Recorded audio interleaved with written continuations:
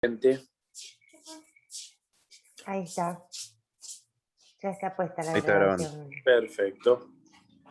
Bueno, la clase que nos convoca hoy es acerca de lo que es el cráneo y la cara, ¿sí? Y con todo lo que conlleva, toda la parte ósea, y vamos a ver algo de músculos también.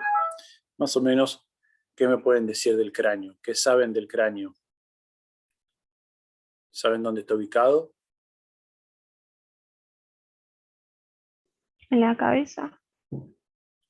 Está ubicado en la cabeza. El cráneo forma parte de la cabeza. ¿Cómo sería? Tiene articulaciones inmóviles o semimóviles, no sé, según el criterio de cada persona. Bien. Ahí me pusieron que está dividido en lóbulos. En realidad, el cerebro es el que, los hemisferios cerebrales es el que está dividido en lóbulos. Ahí pusieron también que tiene suturas. Bien. ¿Y qué son las suturas? Articulaciones. Pero Perfecto. Son articulaciones. Muy bien. Tiene la función de proteger. Bien. ¿Qué protege el cerebro, el cráneo? El cerebro. Al encéfalo. Bien. profe, ¿Es un hueso plano? Ahí pusieron, es un hueso plano. ¿El cráneo Está es un compuesto hueso por huesos plano? planos. ¿O está exactamente? Bien. profe, la denominación encéfalo, ¿se lo denomina integrando al cráneo y al cerebro o no? Cuando hablamos del encéfalo, hablamos de los hemisferios cerebrales. Ah, está bien. Bien, Rocío. Está dividido por hueso frontal, temporal, parietal y occipital. Ahí después vamos a hacer una pequeña, está bien, vamos a hacer una pequeña aclaración con respecto a eso. Todo lo que conforma el cráneo son huesos planos.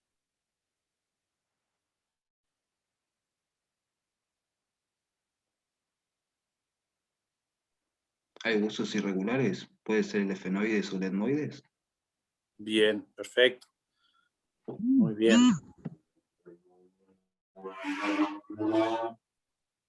Hay huesos pequeños. Muy bien. Y ahora una consulta. Tiene accidentes óseos. ¿Cómo? Perdón, no escuché. Tiene accidentes óseos. Bien, cada hueso, muy bien, cada hueso tiene accidentes óseos propios que lo identifican. Hay huesos pequeños o neumáticos. A ver, también vamos a hablar un poquito de eso. Tiene huesos pequeños, ¿sí? La función neumática en realidad la cumplen otras estructuras. Bien. ¿Y ustedes cómo creen que nuestro cráneo ha evolucionado? ¿Hemos tenido siempre el mismo cráneo? No, es más pequeño que antes. Uh-huh. ¿Es más Al revés. pequeño? ¿Es más pequeño? ¿Se mantiene igual? ¿Hay otras cosas que hayan cambiado? ¿Qué creen que pasó? A lo mejor la parte de lo que sería el encéfalo sería antes más pequeño, entonces no necesitaba una cantidad tan... Esta sutura fibrosa que tenemos, ¿no? De los lóbulos, capaz que no tenían articulaciones, capaz que era una sola bóveda y hoy en día evolucionamos y capaz que ha crecido eso. Bien. ¿Y por qué crees que se ha modificado el tamaño del cráneo? Y a base de la forma de cazar, de alimentación. Por el desarrollo del Por el cerebro. entrenamiento. Porque cada vez que íbamos aprendiendo más técnicas, como pasamos de usar solamente las manos a empezar a emplear herramientas, eso hizo que el cerebro creciera y necesitara más espacio. Bien. Y antes de empezar a usar las manos, ¿qué pasaba? ¿Para qué usábamos las manos? Para colgarnos, Para por caminar. ejemplo. Para Para caminar. desplazarnos. Bien. Actualmente tenemos más lóbulo frontal. Perfecto. Bien. Bueno, muy bien. Entonces, si les parece, vamos a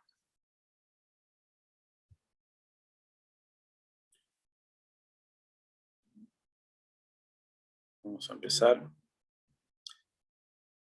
con la clase.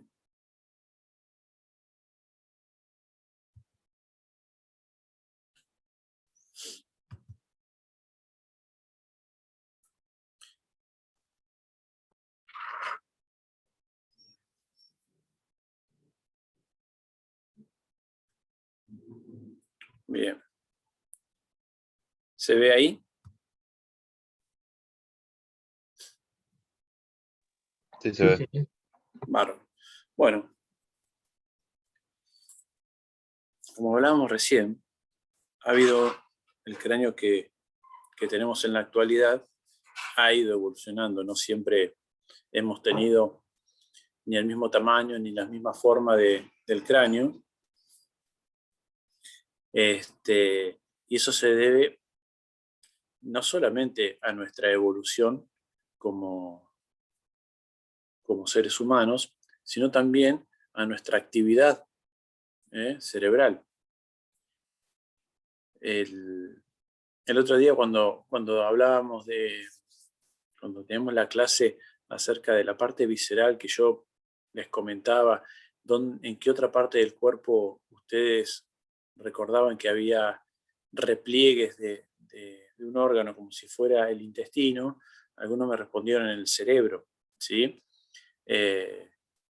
Cuando allá en la antigüedad nuestro cerebro tenía funciones muy básicas, por lo cual esas circunvoluciones que tenían no eran tan grandes, ¿sí?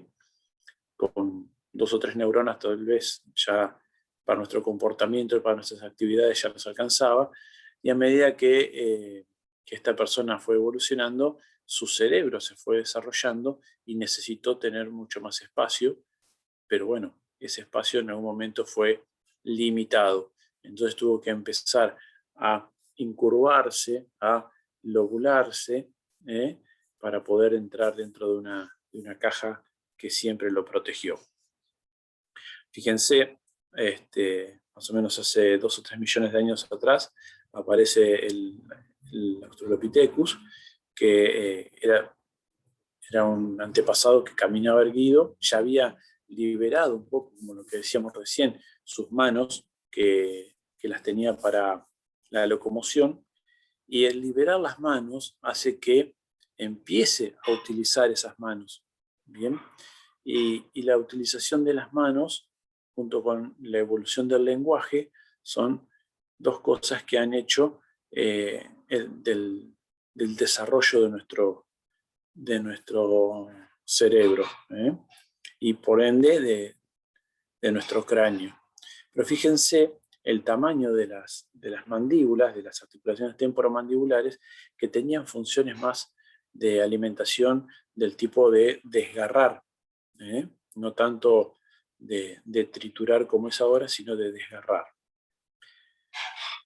Una pequeña imagen de la evolución craneal del Australopithecus, el Homo erectus, ¿sí? Cómo va, fíjense, como decían ustedes, van cambiando las cisuras, van cambiando la conformación de los huesos, se va haciendo un cráneo más alargado, va disminuyendo, ¿sí? El tamaño de la mandíbula,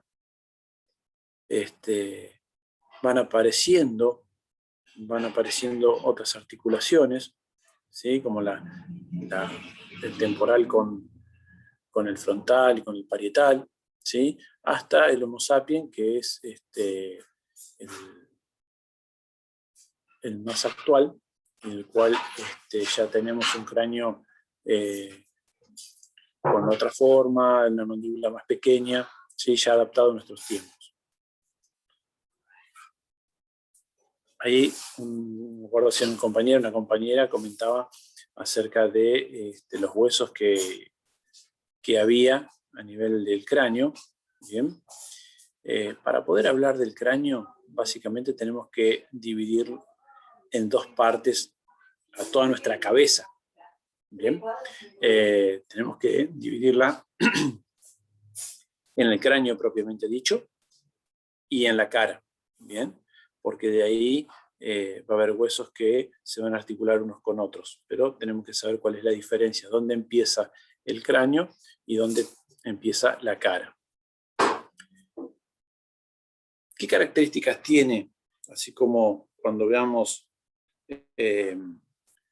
miembro superior, miembro inferior, vamos a ver que básicamente están conformados por otro tipo de huesos.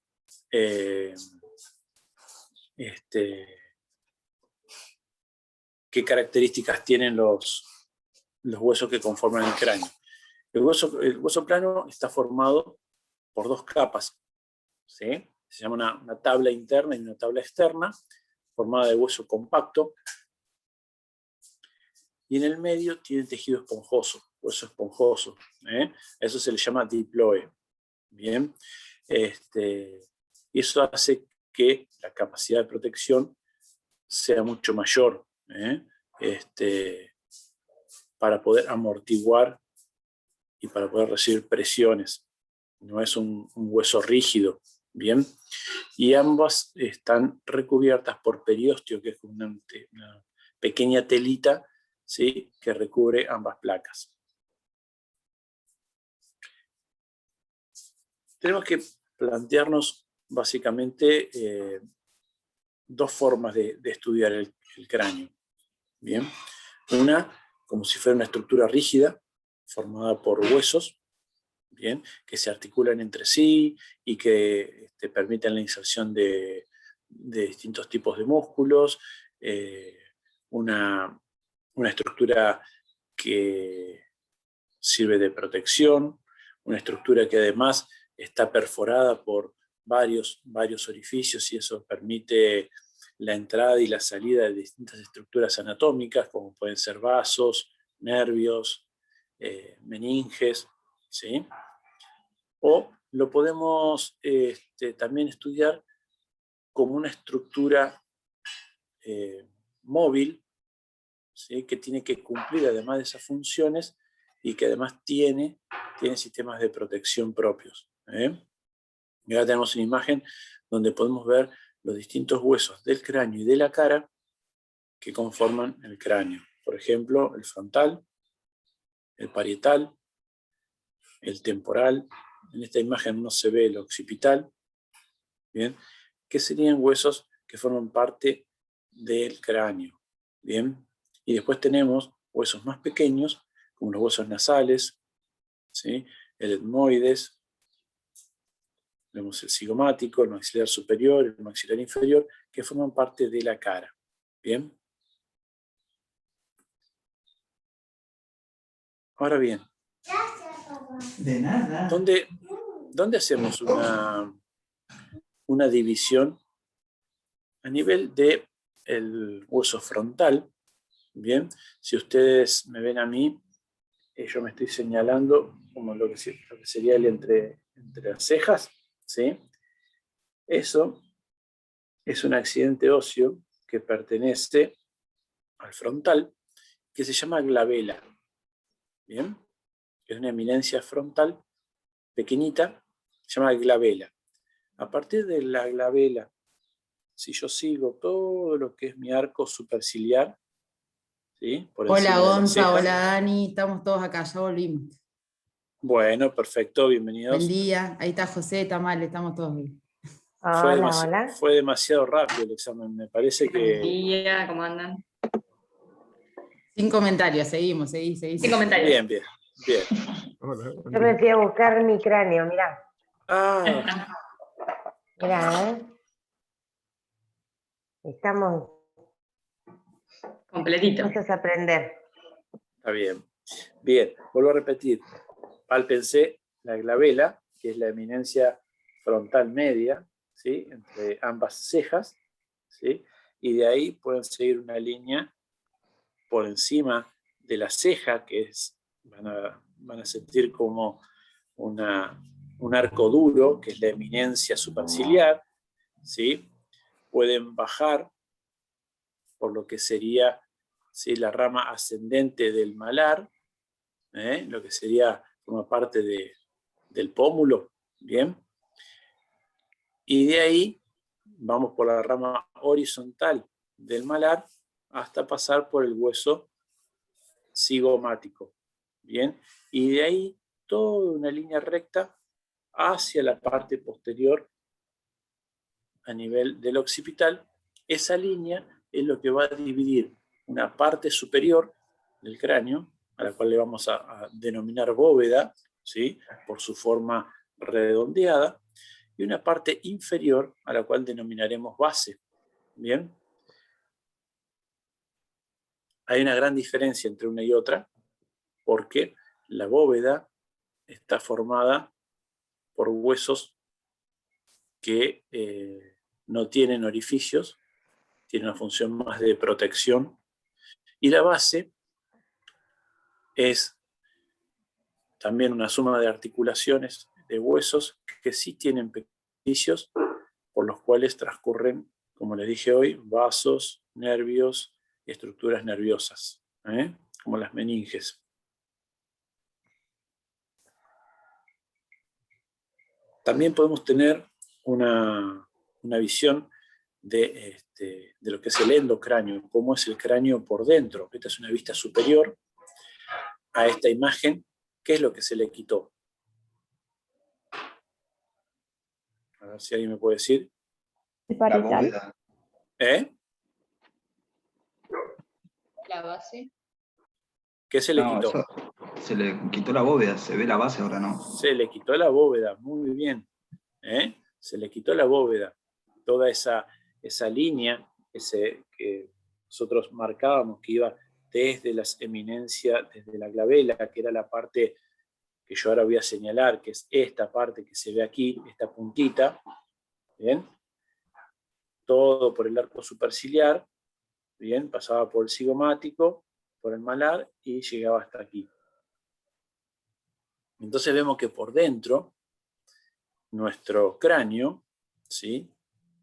Está formado por huesos, que también forman, por ejemplo, la fosa anterior, ¿sí? La fosa media y la fosa posterior.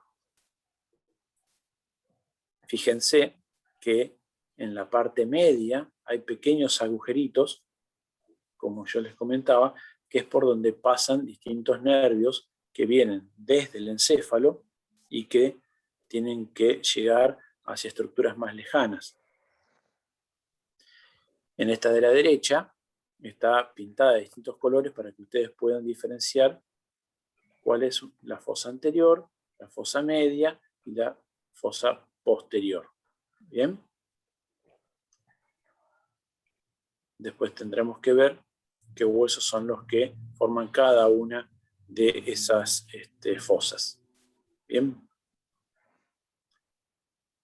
Otra de las cosas a tener en cuenta son lo que llamamos puntos craniométricos. ¿Qué son los puntos craniométricos? Cuando nacemos, cuando somos pequeñitos, nuestros huesos no están unidos del todo, ¿sí? Tenemos las famosas molleritas, ¿sí? Que siempre dicen, no le toque la cabecita a los bebés. Bien, esas molleritas, la palabra correcta para nombrarlas se llaman fontanelas. Bien, esas fontanelas son como los núcleos de crecimiento de los huesos largos. Es a partir de ahí de donde el hueso va creciendo, ¿sí? Hasta terminar articulándose con el hueso correspondiente. Entonces vamos a encontrar distintos puntos que corresponden a los lugares donde esos huesos se unen entre sí. Bien. Vamos a encontrar que tenemos el que está en amarillo. ¿Qué hueso es? El hueso frontal. El frontal. El hueso frontal, muy bien. El que está en celeste. Parietal. Parietal. El hueso parietal, muy bien. El que está en un violetita. Temporal. Temporal, muy bien. Y el que está en un gris oscuro. Occipital. Occipital, bien. Y acá aparece uno muy pequeñito, medio amarronado, ¿sí? ¿Saben cuál es? Efenoides. Etmoides. A ver. Efenoides. Bien, es el esfenoides. Bien, es una parte del esfenoides. Bien, para poderlo ver, digamos, mejor al esfenoides, ¿sí? Tenemos que ver el endocráneo. Bien, el esfenoides es todo este hueso que vemos acá en la fosa media. Vemos una estructura redondeada, ¿sí? Con estas espinitas que vemos acá, estas apófisis, ¿sí? Clinoides, ¿bien? Y que esta parte cuadradita y que se articula por atrás con esta lámina cuadrilátera del occipital, ¿bien? Entonces lo que nosotros vemos por fuera es esta parte que yo estoy señalando acá, ¿sí? Que es una de las alas del esfenoides. Bien, es esta partecita que vemos aquí. Entonces, volviendo un poquito, la unión de estos huesos, ¿sí? Se da a través de articulaciones llamadas suturas.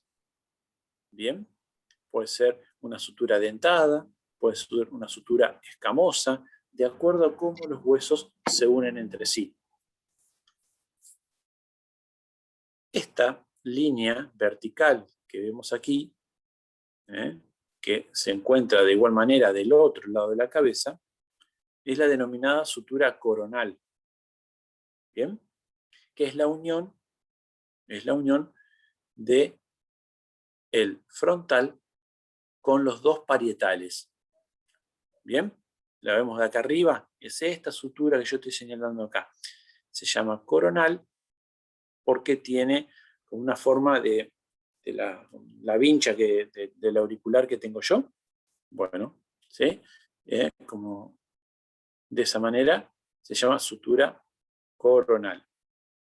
Luego tenemos también una articulación entre los dos huesos parietales, ¿sí?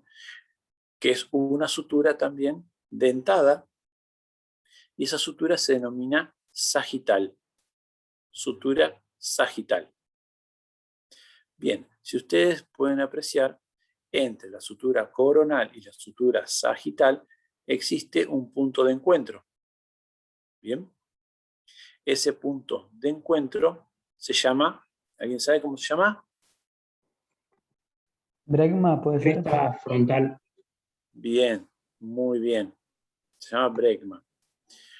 Esa sutura sigue hacia atrás y también tenemos un encuentro entre la sutura sagital y la sutura que existe entre el occipital y los parietales.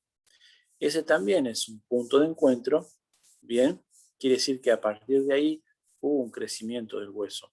¿Alguien sabe cómo se llama ese punto de encuentro? Lambda. Bien, muy bien. Se llama lambda. También tenemos otros puntos de encuentro entre las suturas que son entre el frontal, el amarillito, el parietal, el celeste, el temporal y el esfenoides. Ese punto de encuentro que estoy señalando yo se llama terion. Se escribe con P, terion. ¿Sí? Es un punto craniométrico en la parte lateral de la cabeza, la parte anterior. Otro punto de encuentro y otro punto craniométrico se encuentra en la parte lateral y posterior, ¿sí? Que es en el encuentro de la articulación entre el occipital, el temporal y el parietal. Y se llama asterion. Bien.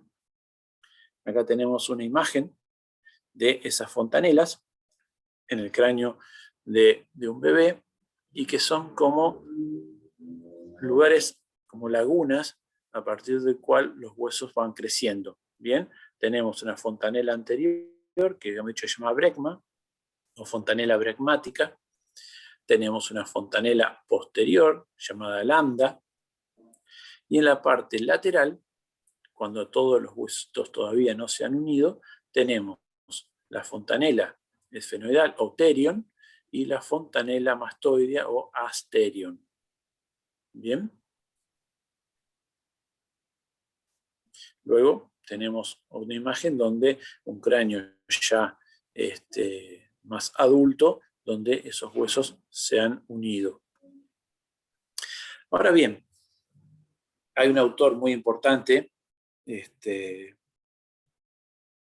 se llama Leopold Busquet, que comparó al cráneo con... ¿sí?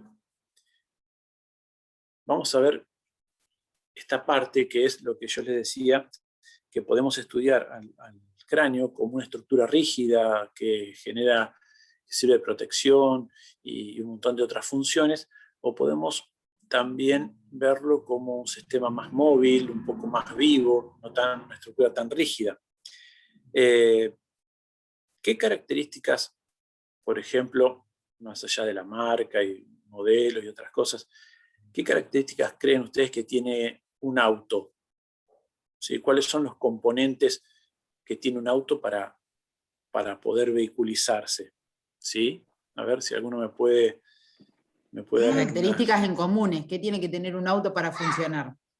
Una carrocería, se puede decir. Bien, puede tener una carrocería. ¿Qué? ¿Qué más? Ruedas. Bien, un motor. ¿Qué más? Bueno, la bóveda que protege el interior.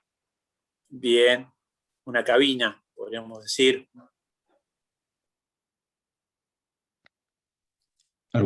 ¿Qué más tiene que tener un auto para que, aparte, nos dé seguridad, por ejemplo? Han evolucionado mucho los vehículos desde hace muchos años atrás hasta ahora. Y hoy cuando nosotros elegimos un vehículo, ¿en qué nos fijamos? ¿Qué tiene que tener para que nos dé cierta seguridad? Bolsas de aire. Bien. Antes Antes ¿se acuerdan cuando aire. viajábamos, que eran chicos? Yo me acuerdo, me llevaban no había airbag, no había cinturones. Hoy hay toda una seguridad dentro de esa cabina, ¿no? ¿Cómo han cambiado los cinturones de seguridad? ¿Cómo han cambiado? ¿Sí?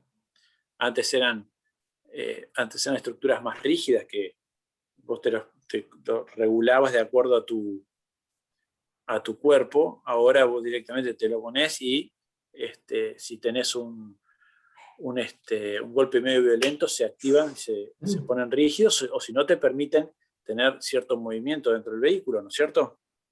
O puede pasar que choquen, ¿vieron los choques? Que ahora los autos se hacen tipo acordeón, quedan todos compactados. Antes los autos no quedaban compactados. Si ustedes hoy en día chocan hoy el auto, con un Falcon. ¿para qué se compacta?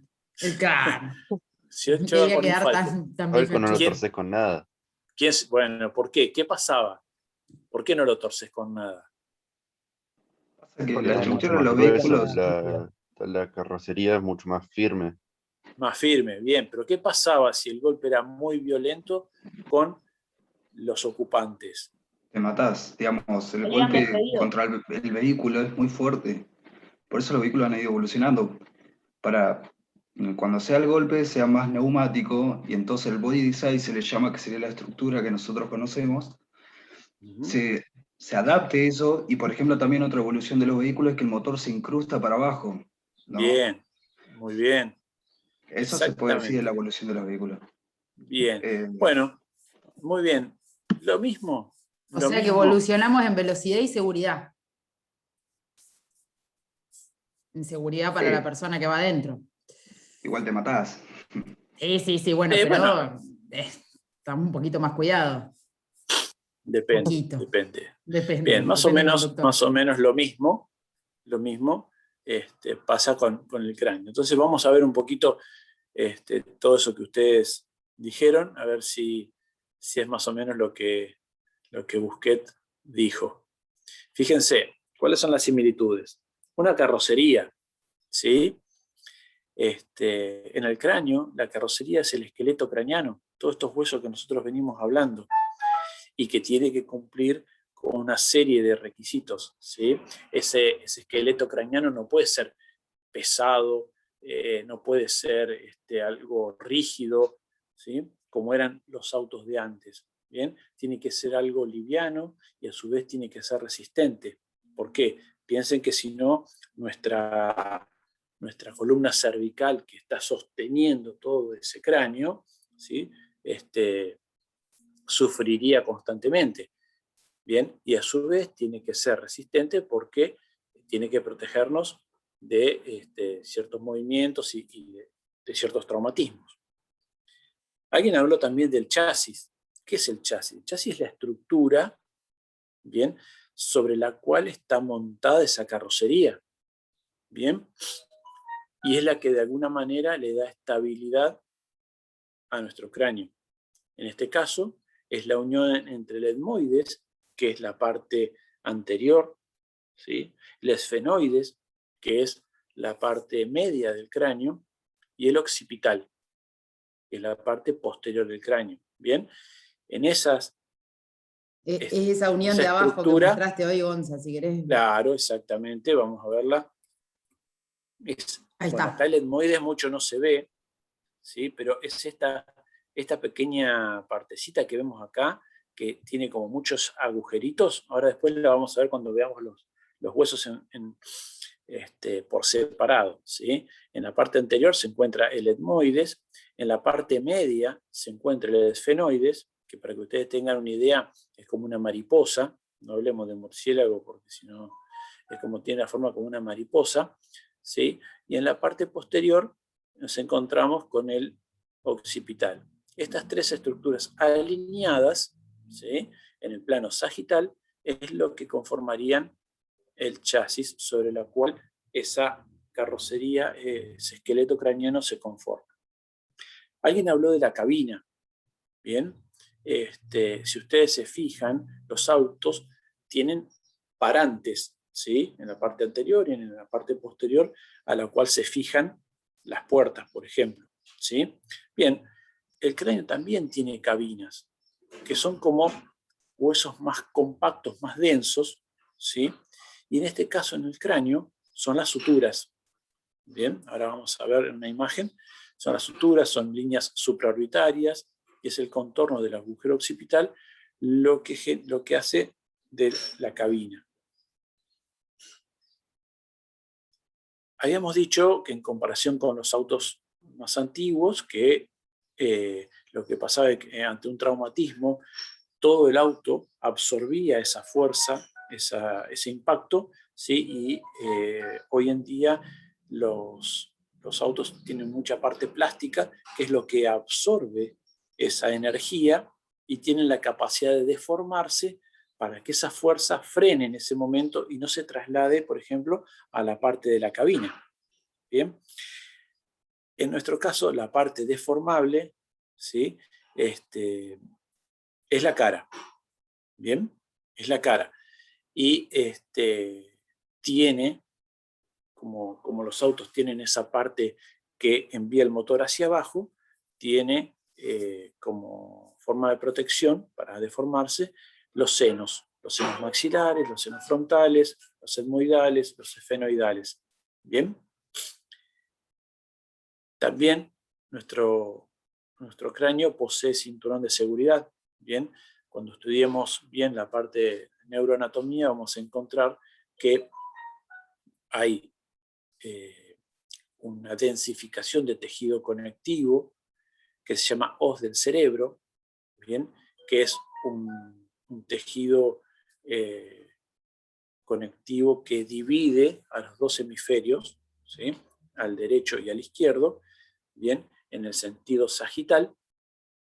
Y luego tenemos una hoz y una tienda del cerebelo que se encuentra en posición horizontal y que va a dividir a los dos hemisferios, va a separar más que nada a los dos hemisferios cerebrales del cerebelo.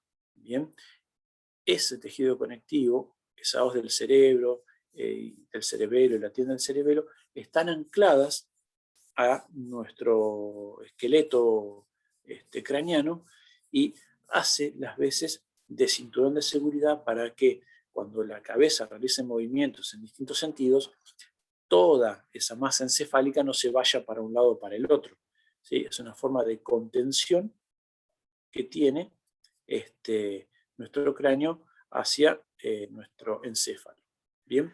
Y por último, para terminar la comparación con el autito, ¿sí? Posee airbags, ¿sí? Que son las meninges y el líquido cefalorraquídeo, que sirve como medio de amortiguación a esos movimientos violentos o a esos traumatismos, ¿sí? Que puede sufrir el cráneo. Bien. Bueno, acá tenemos una imagen de cada una de estas estructuras,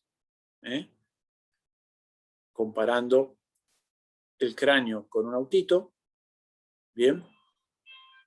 Tenemos todo lo que tiene que ver con la carrocería. Tiene que ver acá cuando hablamos del chasis, ¿sí? Esta parte que es el etmoides, el esfenoides en la parte media y el occipital. Bien. Ambas unidas por, en este caso, la hoz del cerebro. Bien. Tenemos lo que es la cabina. ¿Recuerdan lo que yo le decía acerca de los parantes? ¿Sí?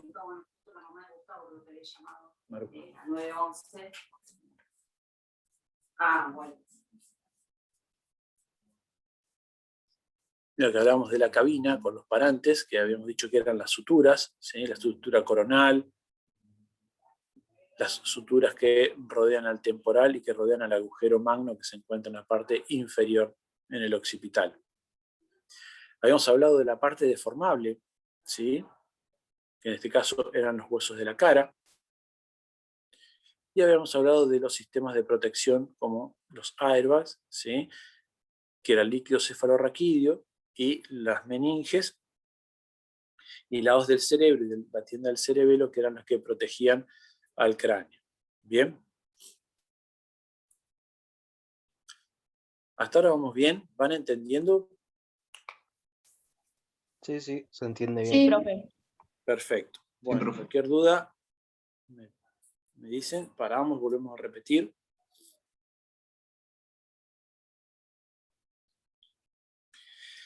Viendo ya cada uno de los huesos en particular, vamos a ver que la bóveda craneana está formada por un hueso frontal.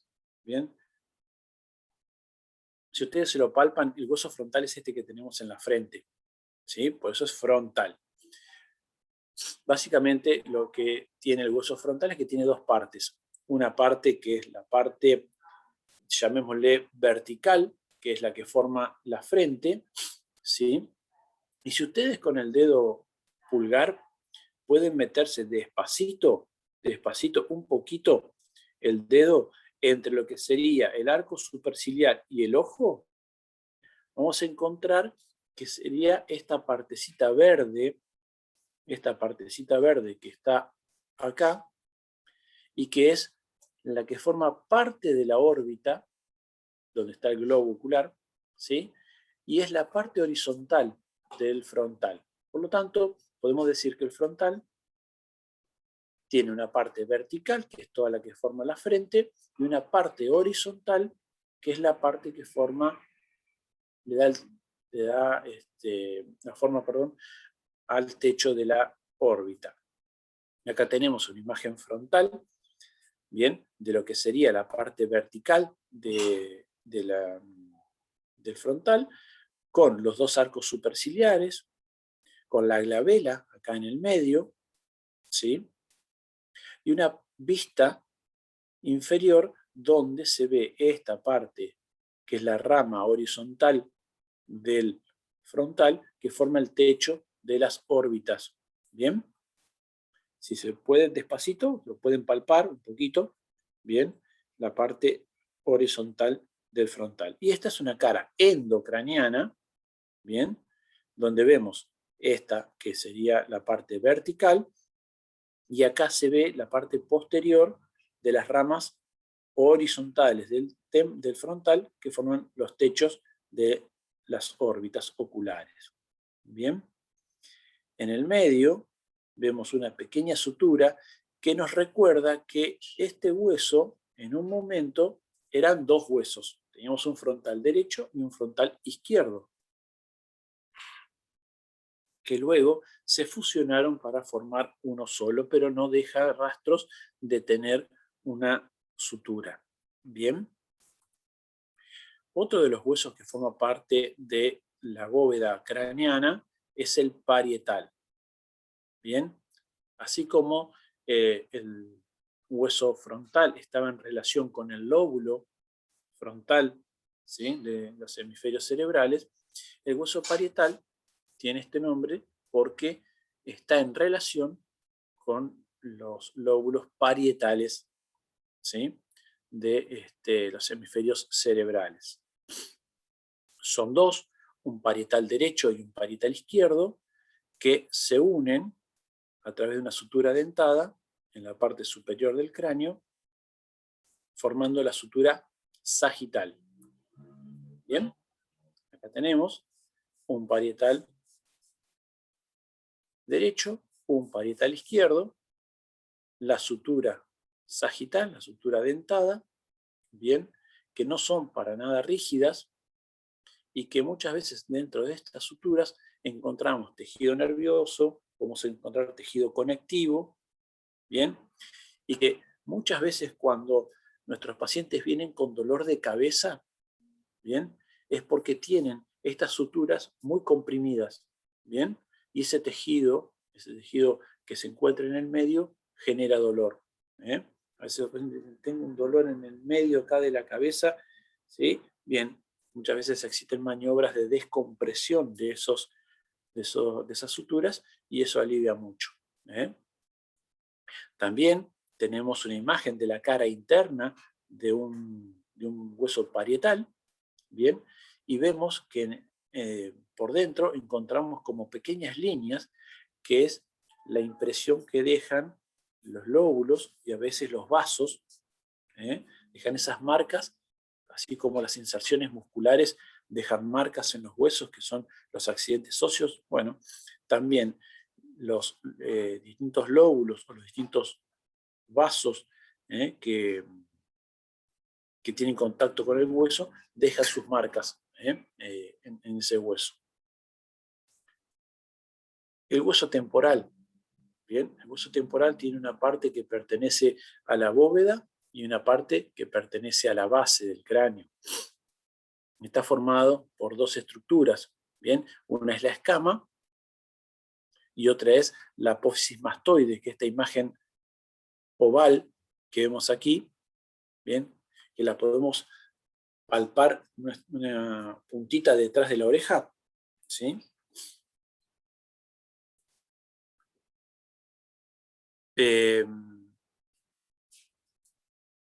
Bien, este hueso temporal está relacionado con... Profe, ¿Sí? ¿cómo fue el segundo hueso que nombraste? No escuché bien. Este que vemos aquí, el hueso Sí. temporal, está dividido en una parte que es la escama, que es toda esta parte redondeada, ¿sí? Y la apófisis mastoides. Ah, listo. Gracias. Bien, si la ven acá, esta parte que está toda redondita, esa es, ¿sí? Hago una aclaración ahí. No es que esas partes que está nombrando Gonza son huesos.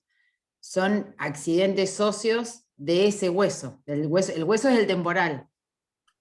Claro, sí, sí, sí. Eso pero por las dudas. Porque ahí dijo que qué hueso. No, es un solo hueso. Lo que pasa es que... tiene accidentes. Claro, tiene distinta forma. Lo que quería que quede claro que hay una parte que es como la escama del temporal y otra parte es esta que vemos aquí, que está detrás de la oreja, que es la apófisis mastoides. Bien, es muy importante porque presta inserciones a músculos importantes. Ahora, quiero que hagamos un ejercicio. Voy a ir un poquito para atrás, ¿sí? Para que... Que prendan las cámaras para hacer el ejercicio, ¿no? ¿Vos qué decís? Sí, me tienen que ver a mí, porque si no... Pero nosotros también los tenemos que ver. Bueno, hagan una cosa, pálpense el pómulo. A ver si todos están palpando, ¿sí?, bien el pómulo. Prendan las cámaras. No, pero sacá la pantalla si los ves. Sacá la A ver. presentación. Prendan las cámaras para ver si están palpando bien. Y prendan la luz. Eso. Ahí Santiago que está en la oscuridad, ahí se está... No sé dónde está la cámara.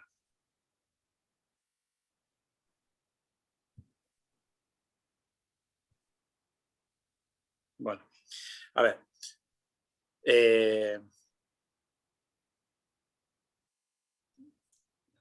Arriba vas y los ves en cuadrícula. Bueno. Sí, para que... Nosotros nos vemos y te ayudamos. Bueno, está bien. No te preocupes. Se palpan el pómulo y empiezan despacito, ¿sí? Con el dedo índice a trasladarse hacia afuera y hacia atrás, ¿sí? Va a llegar un momento en el cual ustedes van a encontrar una depresión como que se caen antes de entrar a la oreja, ¿sí? ¿Encontraron esa pequeña depresión como que hay un descenso? Ustedes vienen palpando el malar con su rama vertical, su rama horizontal, pasan al arco cigomático, ¿sí? Y de golpe, si siguen para atrás, es como que hay una caída, ¿sí? Si encontraron esa caída, están adelante de la oreja, lo que van a hacer es, con el otro dedo, lo van a poner por delante de su dedo índice, ¿sí? Y de ahí ascienden, ¿sí? Y a partir de más o menos 1 o 2 traveses de dedo, ahí empieza la sutura coronal, ¿sí? Para que ustedes tengan idea de cómo poder palpar esa sutura coronal. ¿De acuerdo? Entonces, fíjense acá, lo vemos en la imagen, ¿sí? Hay una imagen que se ve mejor. Acá, si ustedes, este es el pómulo, este es el hueso malar, bien, tiene una rama vertical y una rama horizontal. Después de un determinado momento pasa al hueso cigomático, que forma parte del temporal, bien, y un cachito ahí es donde yo les digo que es como que el dedo se le cae antes, una pequeña depresión antes de llegar a la oreja, ¿sí? Al conducto auditivo. Bien, ahí es donde deben colocar el otro dedo por delante del índice y ascender para poder palpar después de 2 traveses de dedo aproximadamente, que es lo que vamos a pasar el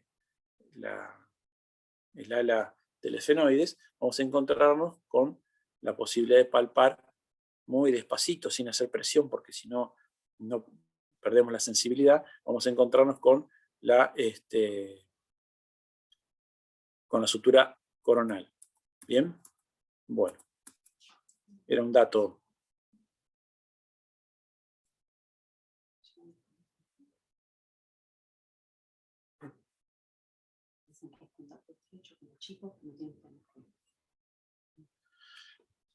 Un segundito, esperen.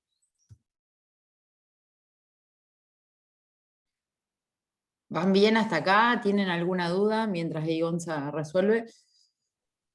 Profe, las suturas no se pueden palpar, ¿no? Las suturas, a ver, ¿a qué te referís con palpar? Podemos hacer una proyección donde estarían las suturas, ¿sí? ¿Cómo que no? Pero no se ven, o sea, no las podemos tocar como se ven, lo que voy. No es como una apófisis. Y lo que pasa es que vos tenés todo un tejido, tenés piel, tenés hueso, o sea, lo podés proyectar, ¿sí? Claro. De hecho, a ver, los puntos de conexión, el bregma, lambda y demás, sí se pueden palpar. Ustedes se pueden palpar esos puntos.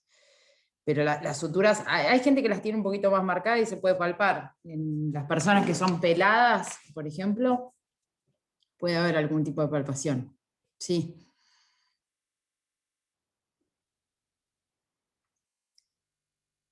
¿Está quedando claro esto? ¿Hay dudas?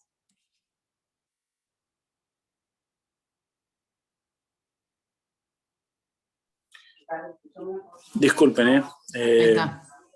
Perdón, No, no está. una situación familiar. Bien.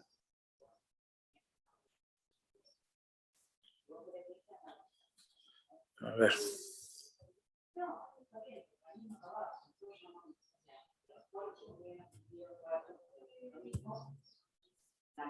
Ahí se está viendo el Power Gon, ¿eh? Ahí Listo, ahí está. No podía dar. Bien. Bueno, habíamos visto el temporal, vimos el hueso occipital. Bien, el hueso occipital se encuentra en la región posterior del cráneo. Bien. Tiene una forma como si fuera una paleta de ping-pong, ¿sí? Fíjense, tiene una parte redondeada. Esta, la que vemos acá a la izquierda es la parte del exocráneo por fuera, ¿bien? Y forma parte de lo que se llama la escama, la parte más redondeada. Fíjense también las marcas de los lóbulos occipitales, ¿sí? Que se encuentran en la parte de adentro, y luego nos encontramos con un agujero, que es el agujero magno o el agujero occipital, que es el agujero más grande que encontramos dentro del cráneo, y Maru.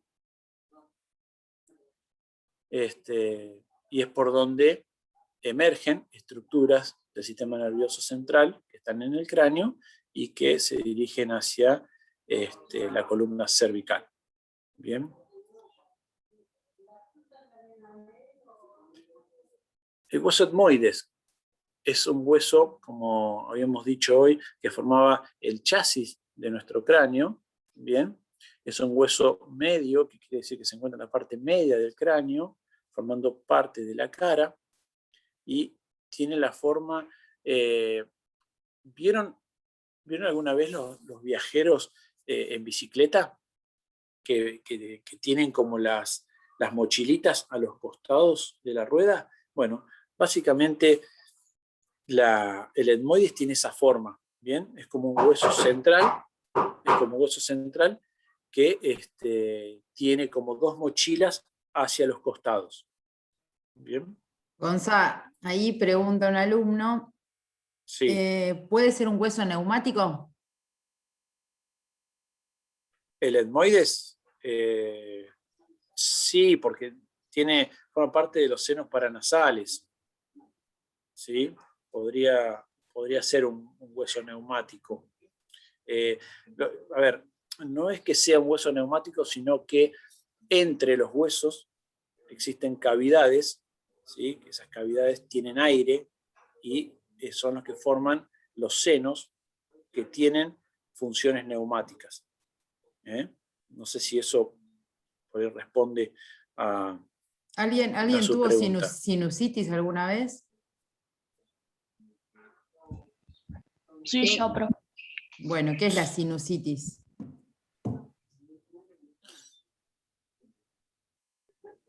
¿Saben lo que tuvieron y no es saben? No es cuando, lo voy a decir de una manera capaz muy burda, Dale, a pero ver. cuando se te van los mocos arriba. ¿Arriba de dónde? Quedan en medio de esos huesitos, los mocos. Claro, en esas cavidades que supuestamente Los tienen senos que estar nasales, llenas ¿son? de aire, se llenan de otra cosa, que no es aire. ¿Sí? En este caso, moco. ¿Sí? Y genera una inflamación que se conoce como sinusitis. Es la inflamación de los senos, de estos espacios huecos que están dentro de los huesos del cráneo. ¿Sí?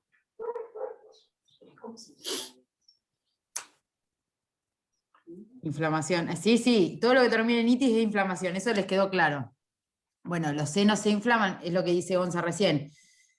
Esos senos están llenos de aire, o en la normalidad tienen que estar llenos de aire, y a veces, por distintas situaciones patológicas, pueden llenarse de alguna otra cosa, generalmente de moco, y generan una inflamación, porque la presión que generan, la presión que genera el moco adentro de lo que es los senos es bastante importante, y genera una inflamación que se conoce como sinusitis, y produce todos estos dolores de cabeza. ¿sí? Que se conocen a la sinusitis. Seguramente muchos sufrieron eso, los que padecieron sinusitis. Incluso, incluso y si ese... anexo, ajá. Perdón, No, y perdón, le José. le anexaba algo también que aparte del Sí, moco se pueden llenar de sangre en un traumatismo. Claro. exacto. ¿Sí? E incluso si ese moco se infecta o genera un proceso infeccioso, puede haber pus también. ¿Sí? Bien. Entonces ya saben, antes de mandar el moco para arriba, sáquenselo, para que no ocupar los senos. Bien, el hueso esfenoides, hueso problemático si los hay, ¿sí? Para nosotros los terapeutas, muchos lo llaman la llave del cráneo, ¿sí? Es un hueso que se encuentra en el medio. Para mí es como la rodilla. Cuando hay un problema en la rodilla no sabes si es por el pie, si es por la propia rodilla o si es por la cadera. Entonces, por el esfenoide también está en el medio, entre la cara, entre el etmoides y el occipital.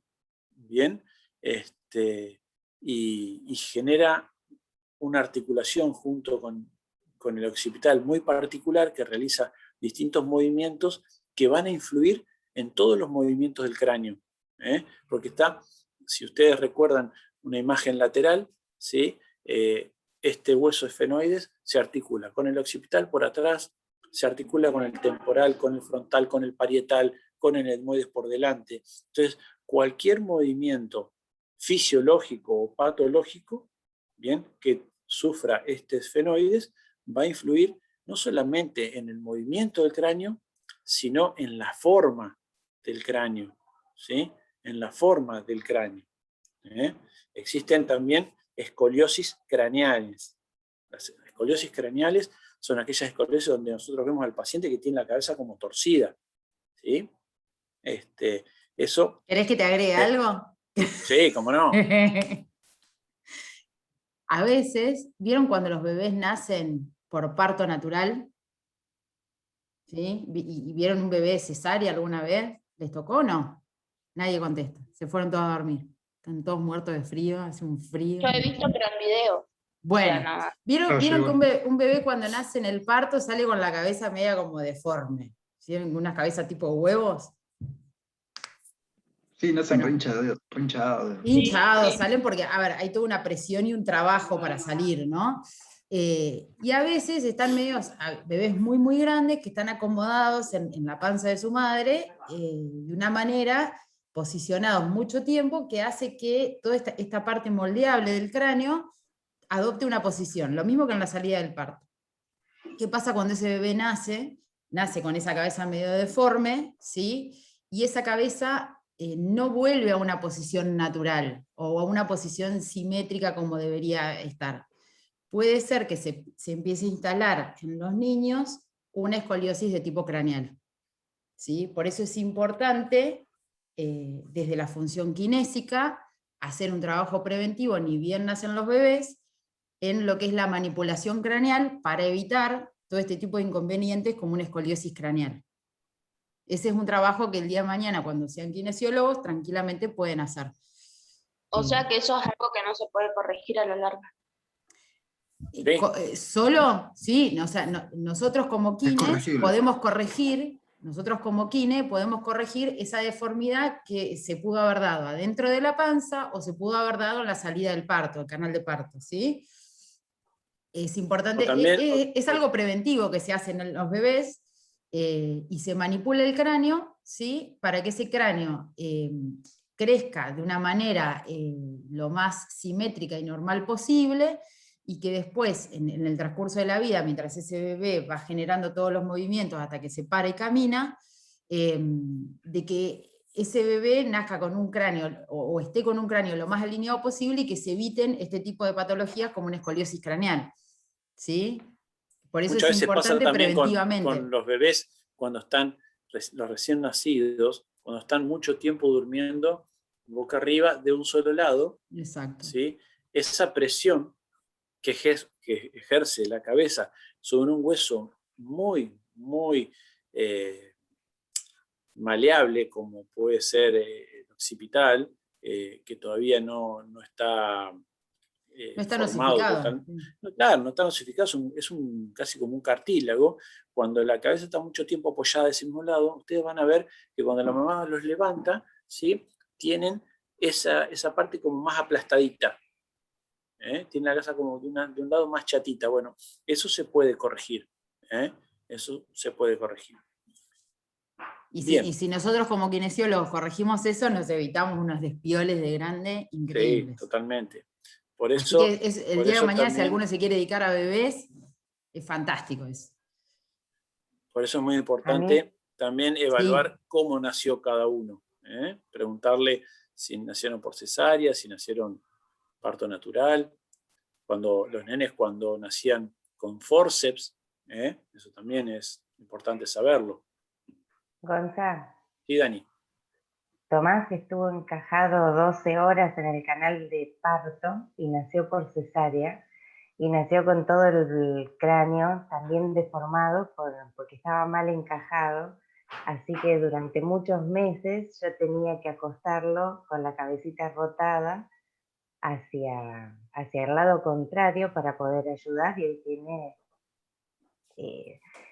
Está bien, tuvo un crecimiento muy, muy, muy brusco, pero bueno, se acomodó perfectamente. Claro, la presión sobre un lado fue haciendo que le quite presión al otro lado, entonces eso armonizó un poquito pero bueno, ahí tuvo el trabajo de la mamá. Esto tiene una madre kinesióloga. Pero la realidad es que el cerebro crece hasta los 2 años. Y el cerebro, ¿no? Y crece adentro de este cráneo que está totalmente maleable y deformable. Entonces, hay un crecimiento del cráneo y por el otro lado las presiones externas, tanto de la panza de la mamá, de la salida del canal del parto, de cómo duermen. Entonces, todo ese juego de presiones internas y externas hacen que el cráneo de ese bebé, que es totalmente moldeable, adopte algún tipo de posición que puede ser no muy simétrica, que digamos, y que después a la larga puede traer inconvenientes. Entonces es importante que los pediatras nos deriven este tipo de pacientes como para una cuestión preventiva. Todos los bebés deberían pasar por las manos de un kine, ni bien nacen, o a los 45 días, como para que esto tenga un rumbo lo más sano posible para cuando sean grandes. Bien, ¿alguien quería hacer una pregunta ahí? Sí. Sí, yo, perdón, no podía activar el micrófono. Antes no se usaban como unas tijeras o algo similar que era para anclar con la cabeza del bebé para sacarlo por el canal de parto. El forceps. ¿Eso no sería peligroso o no sé si se sigue usando con esto con lo que nos comentan de la cabeza del bebé? No, ya yo creería que no. Hoy pasan dos cosas. Primero, no sé si llamarlo temor, pero el cuidado por lo menos a hacer una mala praxis. Si la mamá no tiene una buena dilatación, si el parto, si el bebé no está bien encajado, antes de hacer algún esfuerzo, una maniobra, directamente va a cesárea. ¿Sí? Y es una cirugía que también es mucho más redituable económicamente que... pero bueno, es otro tema. No, el tema es cuándo se decide un forceps y cuándo no. Cuando el bebé ya pasó por ciertas zonas del canal del parto, el canal del parto tiene como cuatro zonas, si mal no recuerdo. Cuando pasan algunas zonas, o sea, cuando ya el bebé empezó el trabajo de parto y empezó a pasar por el canal de parto, ya no se puede hacer una cesárea. Entonces la decisión de la cesárea tiene que estar antes, porque si se da durante, el bebé no puede pasar, pero ya está encajado adentro del canal de parto, no hay posibilidad de una cesárea y ahí no queda otra que es el forceps. Pero intentan hoy en la actualidad no llegar a eso.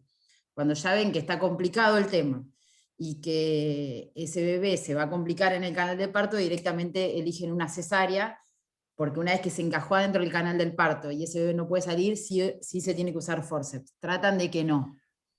En una época mucho tiempo se usó. Claro, en una época también lo que se hacía cuando el bebé estaba encajado, como dice Dani, y no se podía volver para atrás, era, se hacía como una pequeña lesión en la clavícula, ¿sí? Para sacarlo. Digamos, claro, se producía como una lesión, llamémosle una fractura en la clavícula, y de esa manera el bracito podía pasar y salir el bebé. Eso sí traía consecuencias. Hoy nosotros nos encontramos con personas de 40 y pico, 50 años, que tienen lo que llama una parálisis braquial obstétrica. ¿Por qué? Porque al lesionar la clavícula, si ustedes no sé si recuerdan, por debajo de la clavícula pasa el plexo braquial. Entonces muchas veces lesionando eso para poder sacar al bebé, lo que estaban haciendo era lesionar ciertas estructuras nerviosas del miembro superior y que luego traían consecuencias de pérdida de movilidad de esa zona. Voy a contar Así algo que, acá para que la semana pasada tuve una bebé de 4 meses con una parálisis braquial obstétrica. Así que todavía lamentablemente sigue pasando. Bueno, bien. Suele tiene pasar. que ver a veces. Sé que a mi madre le hicieron eso, pero fue porque nació de pie y se complicó. Y claro, cuando no podía salir de una manera. Bien, continuamos Bueno, entonces. Hueso esfenoide, que si recuerdan, lo habíamos visto, que habíamos dicho que era la llave del cráneo, que estaba ubicado en la parte central, que se articulaba con muchos huesos de la cara y del cráneo, ya sea de la bóveda o de la base.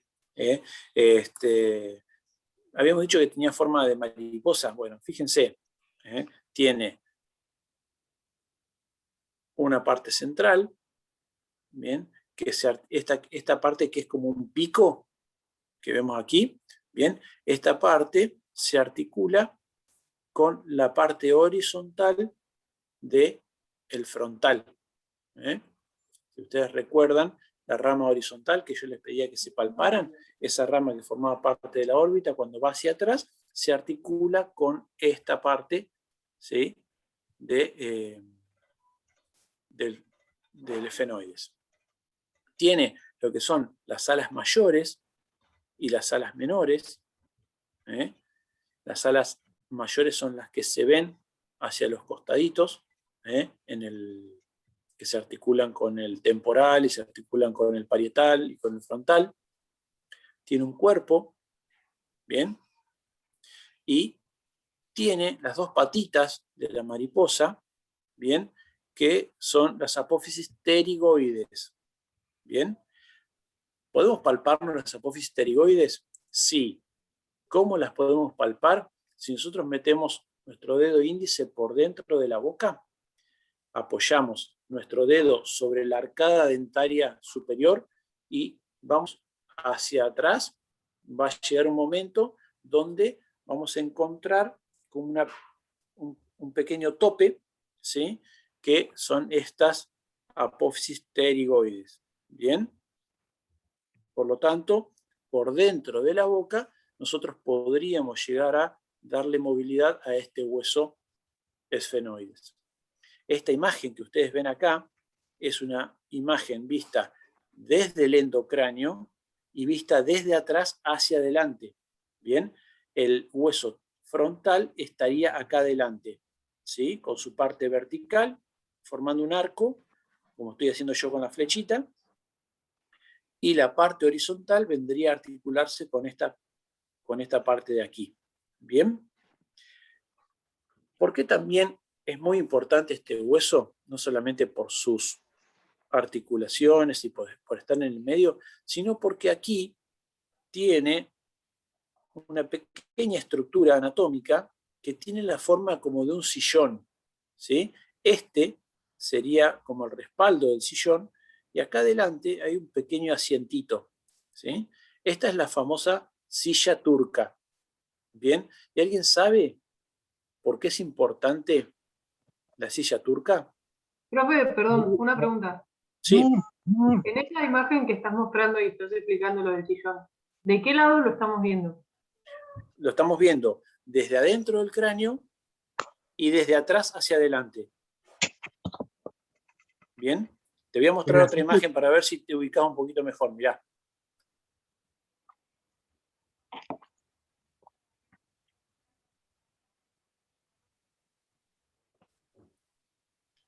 ¿Ves esta imagen? La ficha turca es donde se posiciona el polígono de Willis, ¿no? Espera un cachito que le voy a terminar de contestar a la compañera. ¿Ves esta imagen del endocráneo? Sí, sí. Bien, este es una vista que se ve desde arriba y lo que estaríamos viendo es toda esta parte que yo estoy señalando, toda esta parte, ¿sí? Y este sería la vista superior como del respaldo de la silla. Y este sería el asiento de la silla. ¿Se entiende? Sí. Bien. La foto que yo te mostré antes, esta es una vista superior. La foto que yo te mostré es una vista que está desde atrás y no tan desde arriba.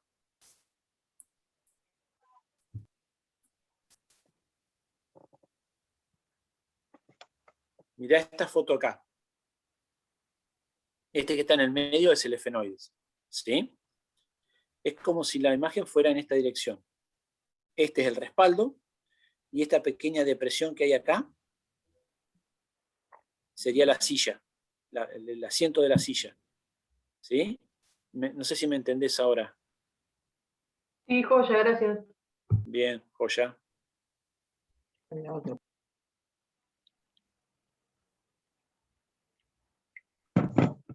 Bien. Vuelvo a repetir, ¿por qué es importante la silla turca? Ahí es donde se posiciona el polígono de Willis, ¿no? ¿Dónde está No. la glándula pituitaria? Muy bien, muy bien. La que Ahí hay produce una hormonas. glándula muy, muy importante, ¿sí? Que es la hipófisis, ¿sí? Glándula pituitaria, y que es la encargada de regular nuestro sistema hormonal. ¿Bien? Y más arriba está el polígono. No es que el polígono está ahí. El polígono de Willis, ¿sí? Básicamente estaría acá, miren. ¿Ven? El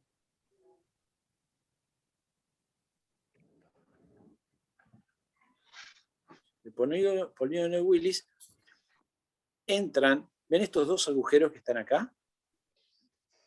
Acá.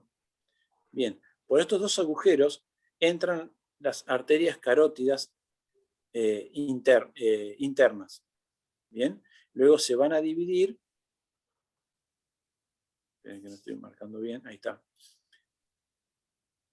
Van a entrar otras arterias por aquí, por el agujero magno, y en esta parte cuadradita, ¿sí?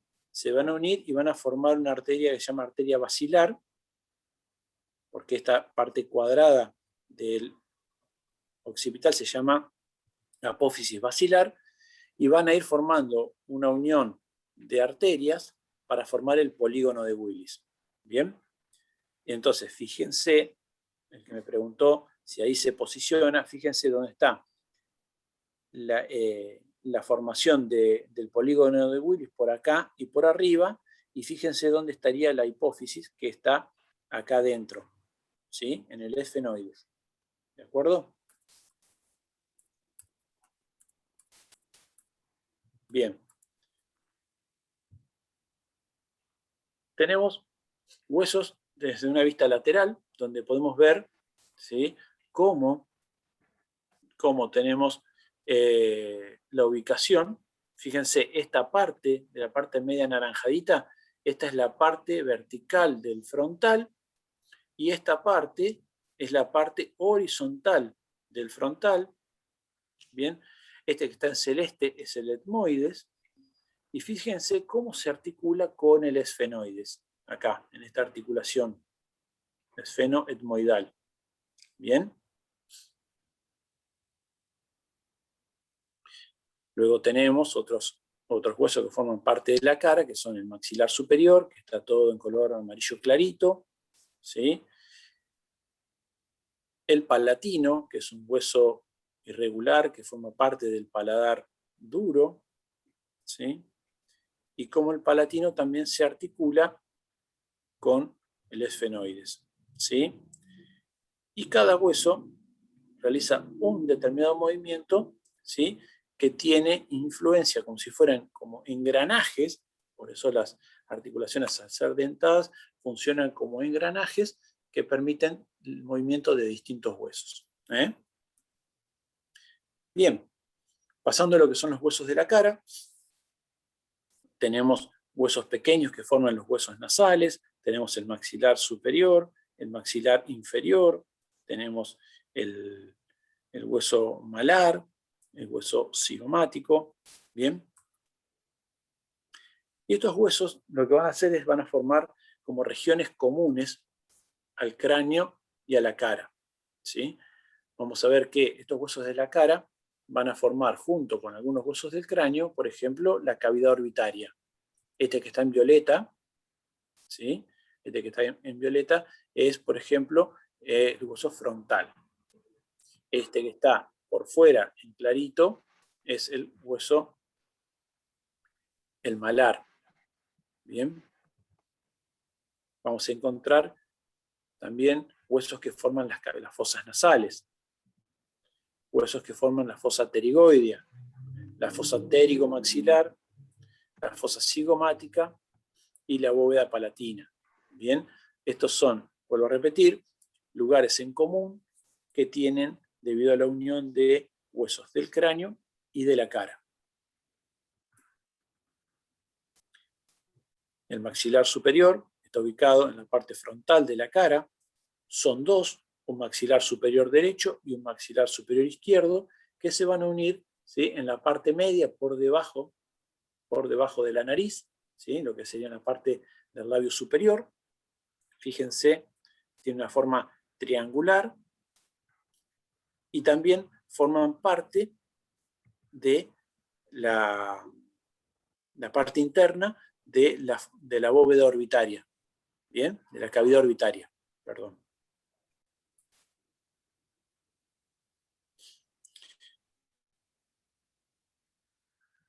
Fíjense la forma que tiene, es como si fuera una pirámide, ¿sí? Y se articula junto con el hueso etmoides, el palatino y con el vómer. ¿Bien?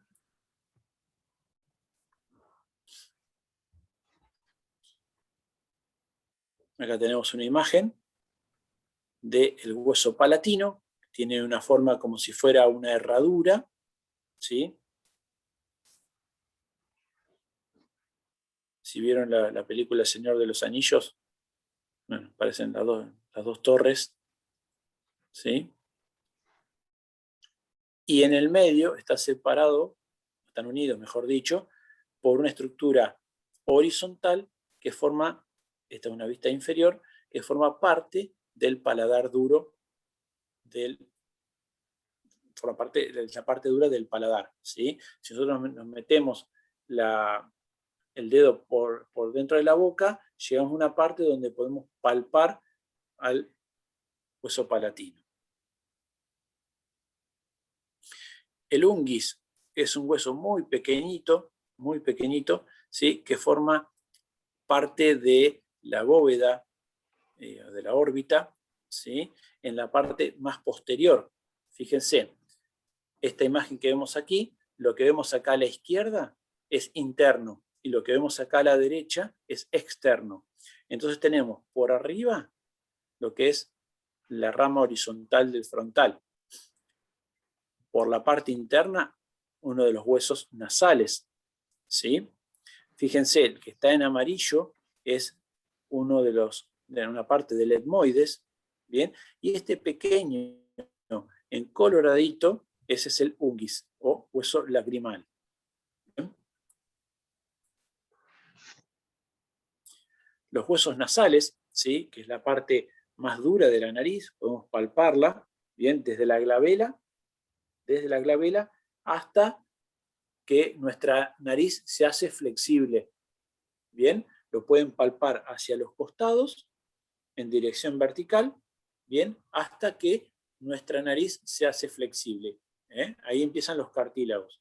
Pero los huesos nasales son dos, uno a la derecha y otro a la izquierda, unidos en la parte media.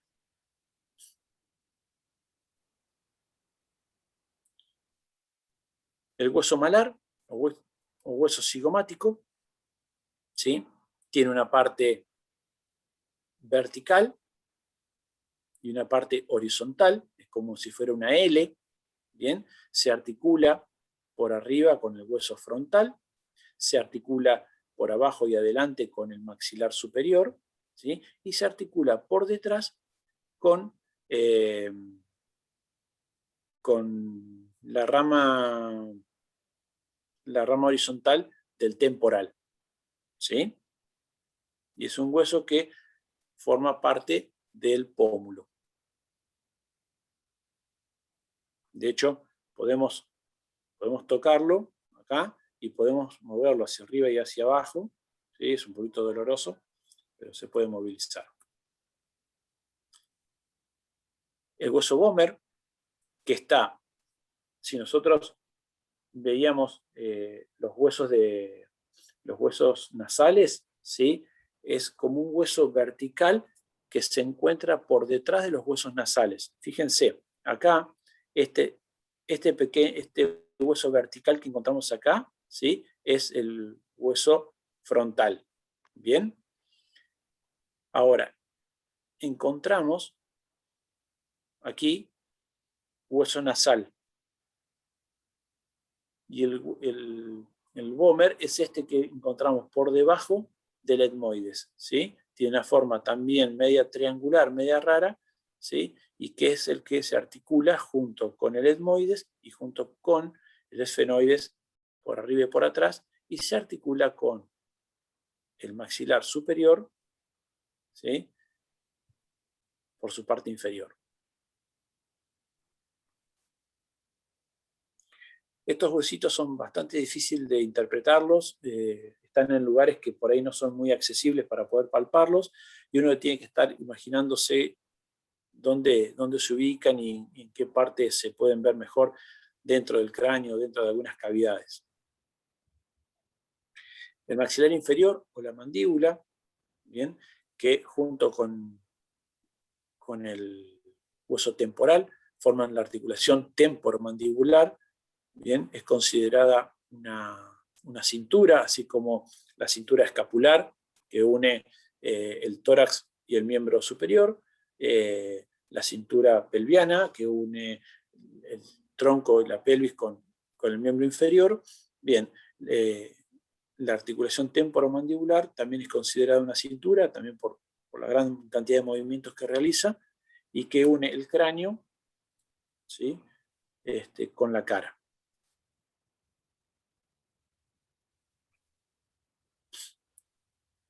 Junto con el maxilar superior, son los encargados de hospedar a los 32 dientes que tenemos, ¿sí? Y que son los encargados de realizar la masticación, que es el primer paso en la deglución. Tiene ciertas características, ¿bien? Tiene un cóndilo derecho y un cóndilo derecho y un cóndilo izquierdo, que se van a articular con el cóndilo del temporal, por lo que forma una articulación bicondilia. Ambos cóndilos, como son bastante incongruentes uno con el otro, van a tener un menisco intraarticular, que es el que ayuda a ampliar la superficie de contacto. Bien, el maxilar inferior es como si fuera una especie de herradura, un arco anterior, que también, cuando apenas nacemos, tenemos un maxilar derecho y un maxilar izquierdo, que luego se van a unir y van a formar la eminencia mentoniana. Bien, también la articulación temporomandibular, si ustedes quieren palparla, la pueden palpar colocándose el dedo índice de cada uno de sus manos por dentro de la oreja, lo colocan dentro del conducto auditivo y realizan movimientos de apertura y cierre. Y van a ver, ¿sí?, cómo la articulación se mueve. Bien, la articulación. ¿Creen que se mueve mucho o poquito la articulación temporomandibular? Mucho. Mucho. Se mueve mucho, ¿qué necesita para poder moverse? Una ¿La articulación. cápsula articular? Una articulación. Cápsula, sí, Un líquido bien. sinovial, puede ser. ¿No? Líquido sinovial. Entonces, si tiene líquido sinovial, tiene una cápsula articular, ¿qué tipo de articulación será? Sinovial. Una articulación sinovial. Bien. Y en cuanto al género, recuerden que en cuanto al género teníamos que pensar en cómo eran las superficies articulares, ¿sí? ¿Cómo son las superficies articulares del maxilar superior y del temporal? Y yo lo dije recién. ¿Cómo se llama esta parte? ¿Cómo se llama esta parte? Cóndilo. Cóndilo. ¿No era una articulación bicondilia? Claro. ¿Cuántos cóndilos tiene? 2. 2. Tiene un cóndilo de la mandíbula, ¿sí? Un cóndilo de la mandíbula y un cóndilo del temporal, por lo que se denomina bicondilia. Es una articulación sinovial, el tipo es sinovial y el género es bicondilia. ¿Bien? Tiene líquido sinovial, tiene una cápsula articular y tiene ligamentos que la refuerzan. ¿De acuerdo? Y artrosis o sinovial, doble condilia o bicondilia, que es lo mismo. ¿Sí? Es lo que yo le decía acá, en el conducto auditivo interno, si ustedes meten su dedo índice o su dedo, el meñique, si es muy grande, o tiene el conducto auditivo muy chiquito, bien, y realizan movimientos de apertura y cierre, es como pueden palpar, ¿sí?, la articulación. De hecho, yo les subí un trabajo práctico para que ustedes puedan realizar, y dentro de ese trabajo práctico hay una parte que tiene que ver con la palpación de la articulación temporomandibular. Las superficies articulares, como dijimos, cóndilo y cavidad glenoidal temporal, cóndilos mandibulares, y tiene un menisco interarticular. Los medios de unión, ligamentos, cápsula, ¿bien? Recuerden siempre que los ligamentos no son otra cosa que la misma cápsula que ha sido engrosada en distintos lugares debido a la solicitud de esa articulación. ¿Bien? De tanto que la articulación se mueve hacia un lado o hacia el otro, ¿sí?, se van como densificando ciertas fibras de esa cápsula articular y terminan formando los ligamentos. Bien, ya lo estoy aburriendo mucho, así que para ir terminando, los músculos que actúan sobre la articulación temporomandibular, pero que tienen relación con los huesos del cráneo. Por ejemplo, el temporal.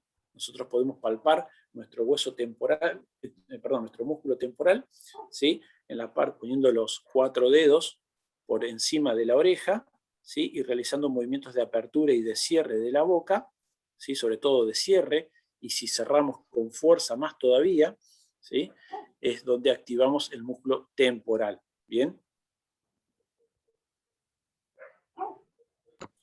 Otro de los músculos, el músculo macetero, uno de los músculos más potentes que tenemos en nuestro cuerpo, debido a la disposición de las fibras y a nuestra genética de desgarrar alimentos.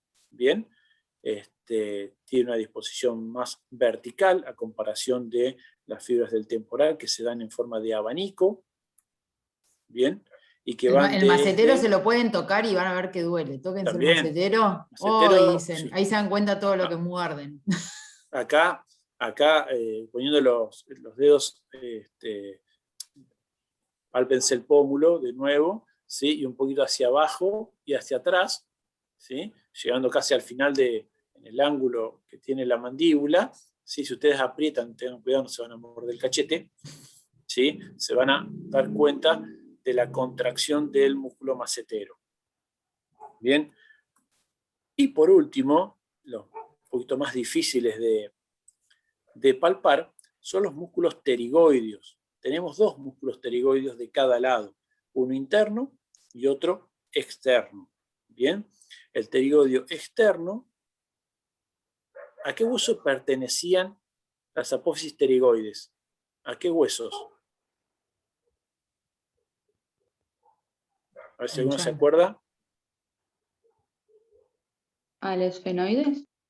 Al esfenoides, muy bien. Eran esas dos patitas de la mariposa. ¿Sí? ¿Se acuerdan que yo les dije que podían meter el dedo siguiendo la arcada dentaria superior hasta el fondo y palpaban las apófisis pterigoides? Bien.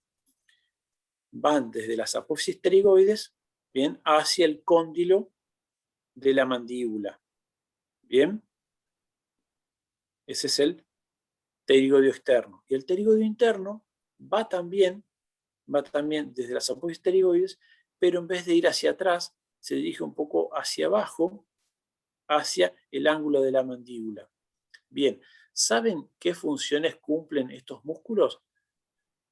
Los movimientos de diducción son los movimientos que tiene la mandíbula de lateralidad. Si yo hago esto, los movimientos de lateralidad los dan los músculos pterigoides. Incluso cuando ustedes muevan hacia los laterales pueden escuchar algún ruido. ¿Sí?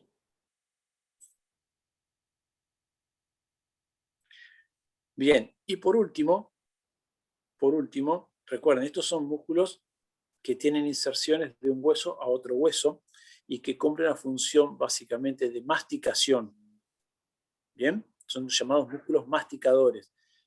Temporal, macetero y los dos pterigoideos. Son 4 músculos. Ahora, nosotros esos músculos los utilizamos para comer, principalmente. Bien, pero tenemos una serie de músculos que tienen inserciones en la cara y que son los músculos de la mímica, son los músculos de la gestualidad, son los músculos con los que nosotros nos expresamos constantemente. Bien, si tenemos sueños, si estamos contentos, si estamos enojados, si si jugamos al truco, ¿sí? Con todos los movimientos de la cara los hacemos con los músculos de la mímica. Bien, ahora vamos a ver cuáles son estos músculos de la mímica, que son también llamados músculos faciales. Bien, las características es que tiene una inserción que va hacia la piel, están inervados por un nervio que se llama nervio facial, que están agrupados alrededor de orificios faciales y que pueden cumplir funciones de constricción o dilatación de estos orificios.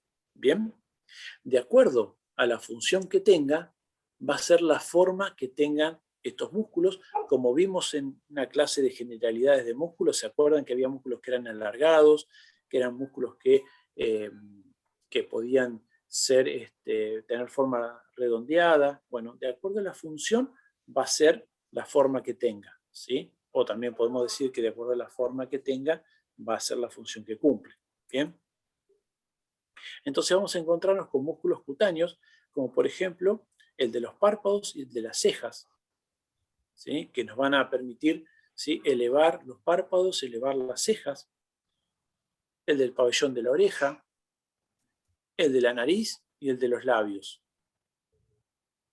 Vamos a tener músculos occipito frontal, ¿bien?, que, como su nombre lo indica, van desde el occipital hacia el frontal.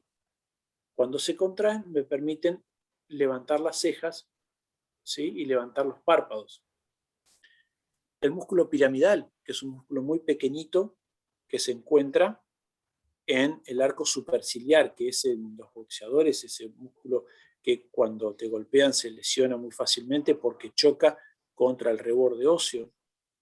El orbicular de los párpados, que está alrededor de los ojos, ¿sí?, y el superciliar. Acá tenemos, miren, el músculo occipito frontal, que está unido por la aponeurosis epicraneal. Bien. Tenemos el orbicular de los ojos. Tenemos el músculo piramidal, que es este que está aquí. Bien. Donde está la glabela. Y este que tenemos acá en forma de diagonal es el superciliar. ¿Sí? Está en el arco superciliar. ¿Bien? Fíjense la disposición que tienen. ¿Sí? El occipito frontal tiene sus fibras un poco más verticales, el piramidal tiene sus fibras más oblicuas, el superciliar forma redondeada, ¿bien? Y el orbicular y el superciliar tienen sus fibras más alargadas. Hay una aplicación en el Instagram que cuando ustedes hacen las historias de Instagram pueden poner los músculos de la cara, genial. Y ustedes se mueven y los músculos de la cara se van moviendo. Fantástico. Y se te superponen con tu cara. Se superponen con tu cara, búsquenla, está buenísimo. Ahora les voy a pasar la data para que entrenen los músculos de la cara. Bien, después tenemos los músculos cutáneos del pabellón de la oreja. Bien, el auricular superior, el auricular anterior y el auricular posterior, ¿sí? Que no solamente sirven para fijar la oreja, sino también para poder moverla. Los músculos cutáneos de la nariz, que nos permiten hacer movimientos con la nariz. Los dilatadores, los músculos de los labios, el canino, el buccinador, cuadrado del mentón, la borla del mentón, el elevador superficial y profundo del ala de la nariz, cigomático mayor y menor, el risorio y el triangular de los labios. ¿Bien? Esto cuando es muy común tener en el consultorio pacientes que concurren por tener una parálisis facial. Bien, parte de la rehabilitación de esa parálisis facial es que el paciente se coloque frente a un espejo y realizar movimientos. ¿Sí? Los movimientos son, por ejemplo, elevación de las cejas, cerrar los ojos y apretar fuerte, ¿sí? Hacerse el enojado, por ejemplo, sonreír sin mostrar los dientes, ¿sí? Por ejemplo, los que saben jugar al truco, por ejemplo, hacer como el 7 para un costado, para el otro, ¿sí? Arrugar el mentón, reírse. Todos son ejercicios que activan este tipo de músculos. Bien, como dijimos, el orbicular de los labios, si queremos apretar fuerte, ¿sí? Y acá tenemos una imagen de todos los músculos, desde el occipito frontal, el orbicular de los párpados, el orbicular de los ojos. Acá tenemos el orbicular de los labios. Buccinador. El buccinador, que es el que nos permite que cuando Inflar. nosotros inflamos y llenamos la boca de aire, no se nos escape el aire, ¿sí? Los pacientes con parálisis facial, cuando quieren inflar el cachete y contener, se les escapa el aire, ¿sí? Por la debilidad de este músculo. Hay un tema de, se los cuento para primeros auxilios, para mí es importante que todos conozcamos primeros auxilios. Perdón, Si ustedes- Dani, ya termina, ya lo dejo libre, finalizamos, chicos. Así que, bueno, todos los comentarios que quieran hacer. ¿Alguna vez le pasó estar en alguna situación de alguna ACV? Una persona que esté sufriendo una ACV. Yo ¿Un tuve accidente? parálisis facial. Vos tuviste parálisis facial. Bien. El Cuando lado derecho. la Bien, cara. cuando aparece una parálisis o cuando aparece una ACV, que generalmente a veces afecta a la mitad del cuerpo, si ustedes están viendo alguna sintomatología de que la persona se pierde, se desmaya, pasan algunas cosas, pídanle que infle la boca, y si ven que hay un lado que no lo puede inflar y que el aire se le escapa, les está marcando que está sufriendo una parálisis facial y que puede estar produciendo una ACV. ¿Sí? Ese es un gran músculo para reconocer en primeros auxilios si está pasando alguna situación de ACV o parálisis facial. ¿Sí? Sí, Les queda uno el de ojo los ejercicios abierto. que me hacían hacer a mí era inflar un globo. Claro. Ese es para rehabilitación. Que supongo que tendrá que ver con eso. Claro, tiene que ver con eso, con reentrenar de vuelta el buchinador. Sí, sí, porque eso es lo que... O soplar las velitas de cumpleaños. ¿Sí? Bueno, hay bastante para estudiar, ¿no? Están ahí, se fueron todos. Respecto al recuperatorio, Ah, bueno, veo que tenés muchas dudas de la clase. Enseguida fuiste derechito ahí al hueso. Está bien. también me preocupa eso. Está bien, está bien.